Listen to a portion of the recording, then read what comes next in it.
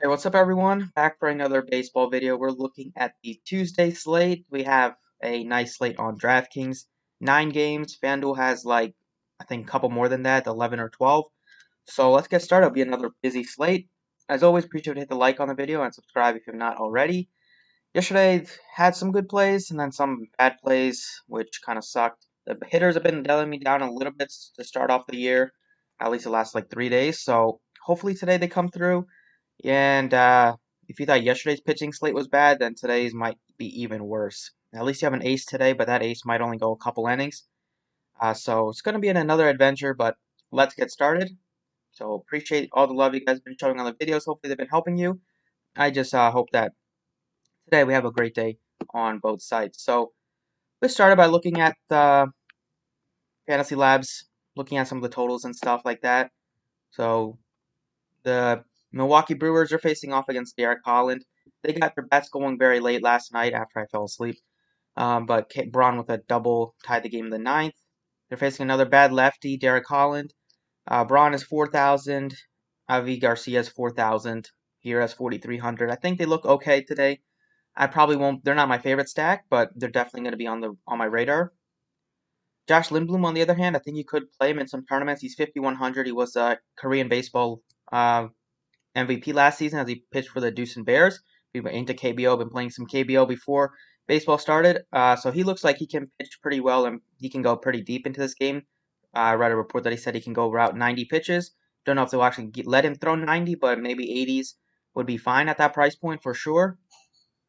And then the Royals Tigers, we don't have totals on that game yet, but it's going to be Glenn Sparkman opening, and then you're going to get Jorge Lopez for the Royals. And then from the Tigers, you're going to have a very young pitcher nobody's heard of, Ronnie Garcia, I think, is going to throw a couple innings, and then it might be another bullpen game. So with the wind blowing out, it should be another good spot to target some bats in this game.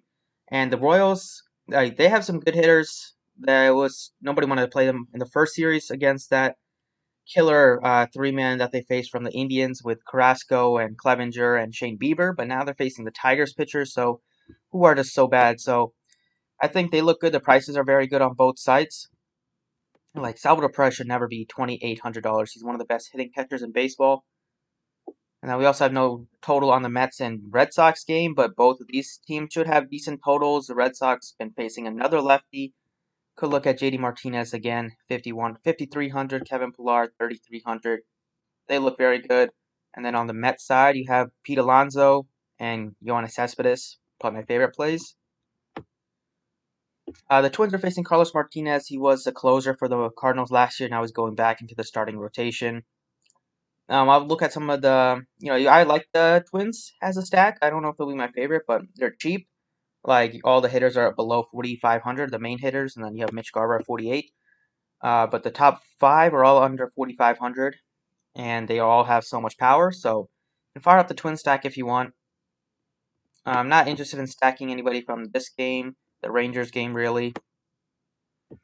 Same thing with the Astros game. You could look at a couple Dodgers bats if you want, like Justin Turner and Mookie Betts, but overall, I would probably not. I'm not looking at stacking.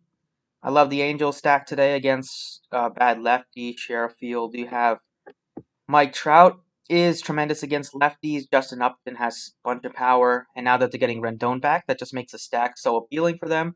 A Trout, Rendon, Upton stack has so much pop, and especially Rendon is very good against lefties as well. And then the A's look very good today. They're playing at home. It's always tough to get to them. It's always tough because nobody likes stacking them when they're at home, but I don't really have too much of a problem with it. They've been playing that in that building for so many years, and they've been putting up some good runs and many times during the year. And facing off against Sensatella, who is just so bad. If you look at the plate IQ stuff for him, he doesn't strike people out. He gives up a ton of power, and the A's in general, they don't strike out that much, and they have so much power in their team.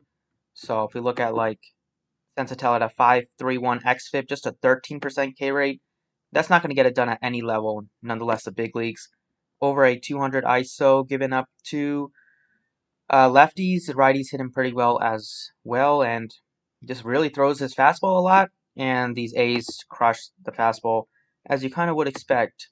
Not 94. It's about 94 miles per hour, but Chris Davis 5.25 ISO. He's struggling to start off the year, but this could be a game. Could be a spot where he gets back on track. He had a 70% hard hit rate against the fastball. You have Laureano's very good. Simeon crushes it. Olsen. So I love the Oakland A's today. And then I think you could stack the Padres because it looks like people are going to be playing Jeff Samardzija. And if anytime Jeff Samardzija gets popular, just stack against him. And you can probably work out more times than not, especially against a powerful offense like the Padres that can put up some big runs. That's the hitting breakdown for today, the stacks that I'm really on.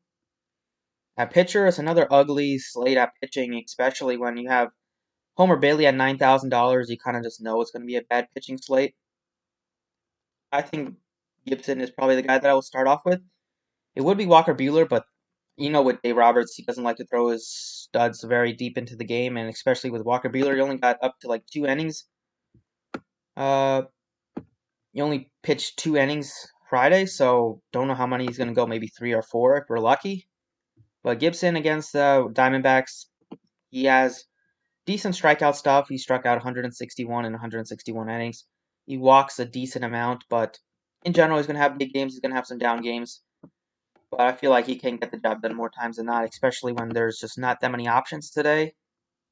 And then the second pitcher I like is Pablo Sandoval. I think you could also look at Josh Lindblom at 5,100. I don't think he should be that cheap. But really, I'm looking at Sandoval. You could go up to Zach Davies if you want. Sandoval, the Seattle Mariners have a sub-4 total, one of the few teams, if not the only team right now that has a sub-4 total on this slate. He has good strikeout stuff. He struck out 42 in 39 innings, and he's getting better. He's a young pitcher, so that was his first year in the big leagues last year. He should improve on that. And looking at first base, we have Pete Alonso's 5,500. He looks great. Obviously, he's expensive. I think you could look at Matt Olson. Yeah, 4,600. I like him quite a bit. Goldie against Homer Prone Bailey looks fine. And then if you want to go back to CJ Cron, I don't hate it. He just couldn't hit anything yesterday. He's only 3,300 again. Facing off against a terrible bullpen. It's going to be a bullpen game for the Royals, so I feel like they're going to be able to get some runs at least. Those are the three guys that I'm really interested in. I just like the A's a lot, so go ahead and plug in Matt Olson at 4,600. At second base, always kind of a weaker position, minus a couple names at the top. Like Altuve looks great. Keston Hiura looks pretty good. And then it kind of dies off. I like Whit Merrifield at just 3,800. Like I mentioned, they started off the year facing off against the best like three-man pitching rotation to start, like best 1, 2, 3, and Clevenger, Carrasco, and Shane Bieber. Now they're facing off against the Tigers pitching, so nowhere near as good, obviously. And the pricing is not up to par on the Royals, so Whit Merrifield looks decent at 3,800. You have Jonathan Scope is down to 3,400, so I kind of like that Royals-Tigers game again. Target some of the hitters in that game. They're very cheap. Third base, you have Rendon. Like Rendon, he should be in the lineup. Says he should be in there today. I like Justin Turner a little bit. Always against the lefties in at least decent. Chapman looks pretty good today. Josh Donaldson. And then if you want some cheap plays, not a ton that sticks out. Maybe you want to chase Michael Franco. He's only 2,200, I believe. So former Philly with a lot of power. At shortstop, I like at the top, Rosario's 5,100. I don't feel that good about paying 5,100 for him. I think there's better plays like Xander Bogaerts is $1,100 cheaper in a similar matchup, and maybe even a better matchup, depending on who you ask. But Bogaerts probably I'd play him over Adam Rosario. You have a very, very cheap Mondesi, and I will play him at shortstop today. I just think that he's just too cheap. 3,400. He's gotten off to a pretty poor start, but I expect him to get back on track. He has just so much speed and actually has some power. He missed a bunch of time last year, only played 102 games, so he missed like 60 games. But in those 102 games, he had 43 stolen bases. So this guy, if he gets on base, he's going to run against anyone. It's not like the Detroit Tigers are catcher is good at throwing guys out. So who is the catcher anyway that we'll see? So probably like Romine. Obviously, don't think he's very good at throwing runners out, and it's going to be hard to throw out Mondesi. He doesn't get caught very often. I like play. If you stack the Royals, you will be pleasantly surprised a lot of the time just because they run. They lead the league in stolen bases last season, and looks like they will try to do that again this year. And then in the outfield, Mike Trout is a guy that I would probably pay up for at 6,000. Facing off against a bad lefty, they have a pretty high total. Should get some better protection, hitting probably right behind Anthony Rendon or maybe in front of Rendon, depending on the lineup. But either way, that just makes the stack a little bit better. And at 6,000, he's expensive, but I feel like he can have a very, very good game today against a bad pitcher and a bad bullpen. And then I like quite a bit of options. Like if you want to stack the Mets, Cespedes is just 4,400. It's okay, but I like Soler a lot. Just so much power for Jorge Soler. He had 48 bombs last season. He strikes out a lot too, but not really worried about him striking out against this Tigers pitcher today and the bullpen that much. Like if you look at Jorge Soler, he has so much power. Also should face a righty, and he has a lot of power against righties. So I feel like Soler can hit another home run. He also has ability to hit multiple home runs a day in a game. Last year, he batted .267 against righties with 39 home runs. Gave him a .318 ISO. Just a ton of pop, and he should not be 3,700 in this favorable matchup. So I like these 6 quite a bit on DraftKings for today. And then Fanduel is pretty much the same, but I'll just touch on that as well. So main difference is Fanduel includes the 2 640 games on their slate. Pitching wise, GIBSON is 8,200. Definitely would play GIBSON over Samardzija, Homer Bailey, Merrill Kelly. I don't know why Sheffield is that expensive on FanDuel, but no interest there. Tyler Mahle is a guy that can have good games, but he's also very bad against lefties, so I'm not really that into him. And you can skip the Marlins game; it's going to get postponed again. And then on FanDuel, at least you have some cheap pitchers like Zach Davies. I don't know if you need to go that cheap on FanDuel. If you go super cheap at pitcher, you're basically forced to pay up for all the hitters, and sometimes it kind of messes up your stack. So we'll just go with Kyle Gibson today, 8,200. It still leaves me with 3,350 left, and with so many cheap plays on FanDuel, it's more than enough. Like you can pay for $10,000 pitcher on FanDuel and still have plenty of salary for hitters. First base, I like Olsen again. I think Olsen, Pete Alonso. Alonso's only $100 more, so I feel like he could get more ownership. Olsen's in a great spot himself. Shouldn't really strike out. Shouldn't have much strikeout risk against Sensatella. Only a 13% K rate and just so much power for Olsen. At second base, this position is also pretty weak on FanDuel. You have like a couple names at the top, and then it dies off. And then you have some cheap plays like Jonathan Scope and Colton Wong. Probably like Scope a little bit again today, just with the lack of options. Third base, Rendon looks very good. Love Matt Chapman. Manny Machado at 3,300 is very cheap. And that's kind of it. Not looking at really anybody else at third base. Shortstop, I like Tatis, Simeon. Go a little bit cheaper. You have Bogarts at just 3,400. Even a little bit cheaper than that, you have Mondesi at just 2,800. So I feel like Mondesi or Bogarts look very, very good. Even Tatis.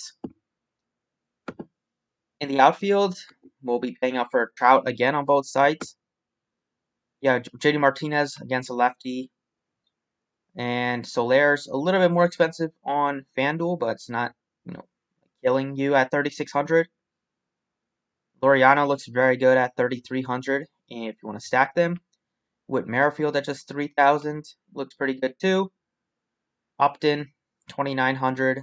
Got a lot of options in the outfield. Chris Davis been struggling, but he's been striking out a ton, and now he's facing a guy with a 13% K rate. I feel like if there's any day Chris Davis can go off, it's probably going to be today. But that's kind of it. I think I'll just go ahead and put in Merrifield. I like the Merrifield Mondesi stack. They get on base, they both can run and steal multiple bags, and those 6 points add up really quickly on FanDuel. So that's the plays for FanDuel. Those were the DraftKings plays before that. And that's kind of all for the video. So thank you for watching. Appreciate it. Hit the like if you enjoyed. And good luck today.